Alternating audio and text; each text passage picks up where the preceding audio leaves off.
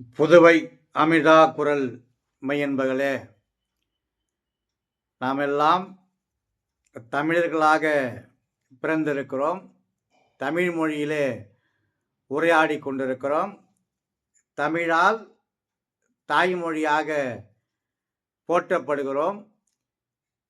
அந்த தாய்மொழியை தொல்காப்பியம் தொடங்கி ஒவ்வொரு ஆண்டும் சிறப்பாக வளர்ந்து கொண்டிருக்கிறது தமிழ் என்பதற்கு நிறைய உதாரணங்கள், சான்றோர்கள், நமக்கு ஞானிகள், அருளாளர்கள், கவிஞர்கள் தோன்றியிருக்கிறார்கள்.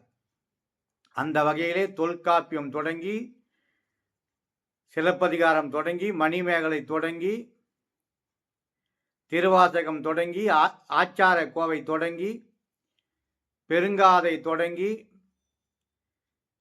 நம்முடைய தேவாரம் தொடங்கி, சுந்தரர் தேவாரம் தொடங்கி, ஆழ்வார் பெருமக்கள் ஆழ்வார் பாசனங்கள் தொடங்கி, அதன் பிறகு சீவக சிந்தாமணி, பெரிய புராணம், சீரா புராணம், தேம்பாவணி, ராமலிங்க ஐயா பாடல்கள், கந்தர் அலங்காரம், திருப்புகழ், கம்பராமாயணம், இப்படி பல்வேறு விதமான மொழிகளால் கவரப்படுகிற ஒரு மொழியாக நம் தமிழ் மொழி விளங்கியிருக்கிறது. அதை நாம் பெருமை கொள்ள வேண்டும். ஏன் இந்த சமயத்தில் நாம் நினைக்க வேண்டுமென்றால், நமக்காக தமிழ் மொழியை காக்க வேண்டும் என்பதற்காக 1938 இருந்து தொடங்கி 1965 நாம் பிறப்பதற்கு முன்னால் மிக அற்புதமாக நம் மொழியை காப்பதற்காக எத்தனையோ தியாகங்களை செய்து உயிரை விட்டிருக்கிறார்கள். ஆகவே புரட்சி கவிஞர் பாரதிதாசன் பிறந்த மண்ணில் இருந்து உங்களை எல்லாம் அன்போடு கேட்டுக்கொள்கிறேன். தமிழுக்கும் அமுதென்று பெயர், இன்ப தமிழங்கள் உயிருக்கு நேர் என்று சொன்ன புரட்சி கவிஞர் பாரதிதாசனை வணங்கி, நம்முடைய தமிழ் முன்னோர்கள் என்னென்ன சொல்லியிருக்கிறார்கள் என்பதையெல்லாம் பார்க்கின்ற போது வியப்பாக இருக்கிறது. தொல்காப்பியம் சொல்லியிருக்கிறார், ஓரறிவு முதல் 6 அறிவு வரை எப்படி இருக்கும் என்று சொல்லி தந்திருக்கிறார்.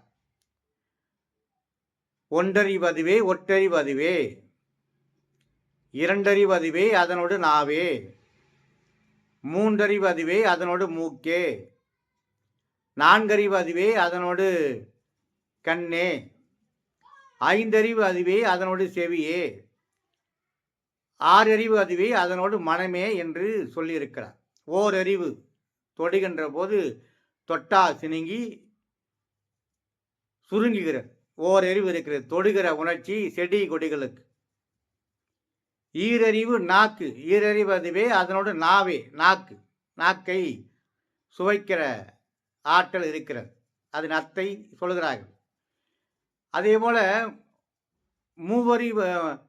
மூவரி அதுவே, அதனோடு மூக்கு இருக்கிறது,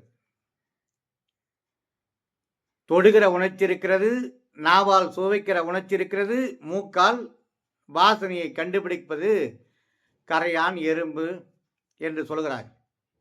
அடுத்தது நான்கறிவு அதுவே, அதனோடு கண்ணே, வண்டு, நண்டு என்று சொல்கிறார்.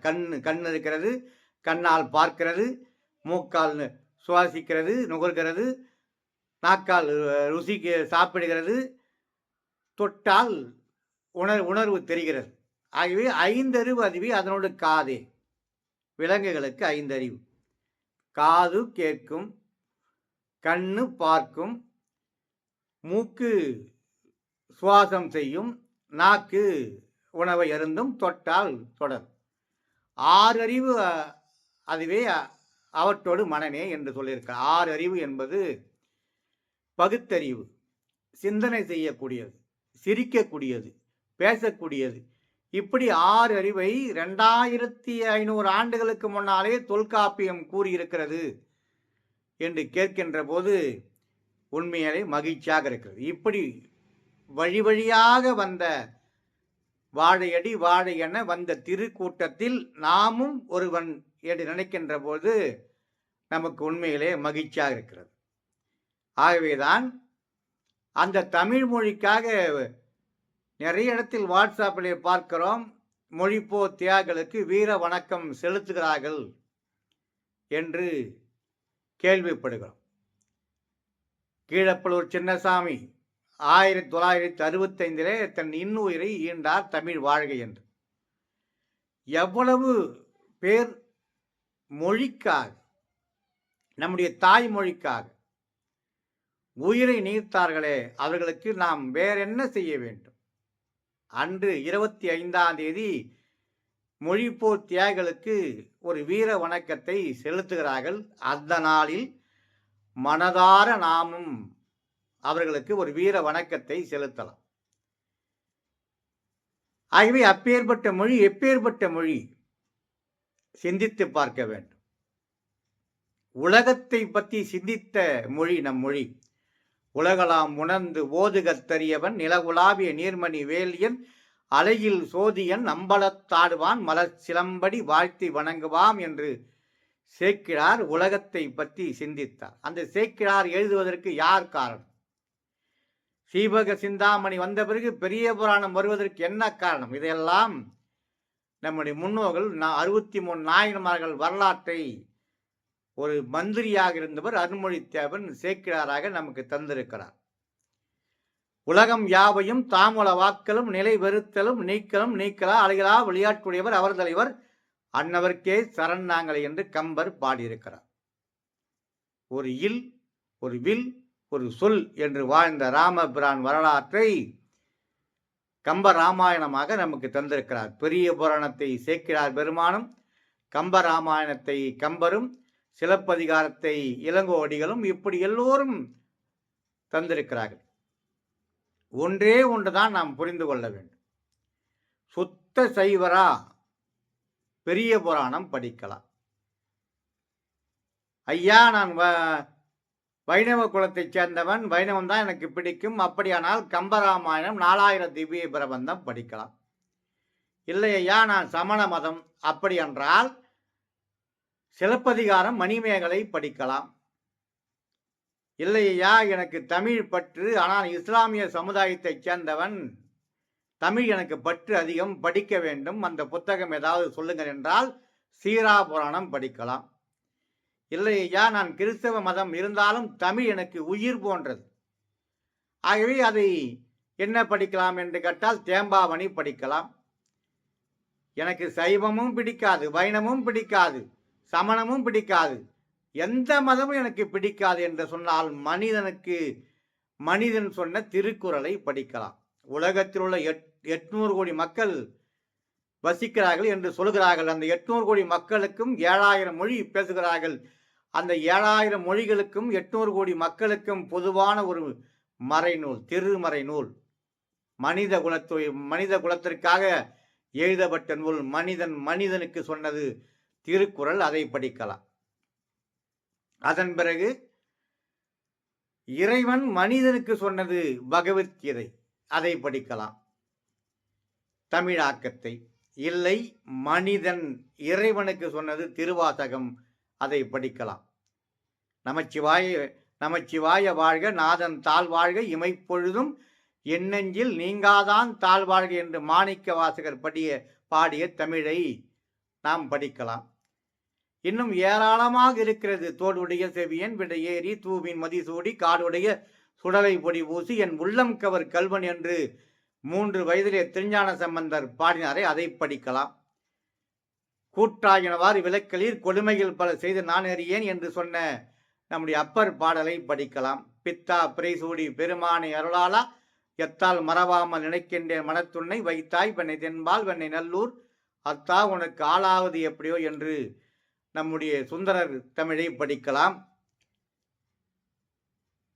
பாதகம் செய்பவரை கண்டால் நீ பயங்கொள்ளலாகாது பாப்பா, மோதி மிதித்து விடு பாப்பா என்று சொன்ன காக்கை சிறகினிலே நந்தலாலா உன் கரிய நிறம் தோன்றுதடி நந்தலாலா பார்க்கும் மரங்கள் எல்லாம் நந்தலாலா உன் பச்சை நிறம் தோன்றுதடி நந்தலாலா என்று நம்முடைய பாரதி பாடிய அந்த தமிழை படிக்கலாம்.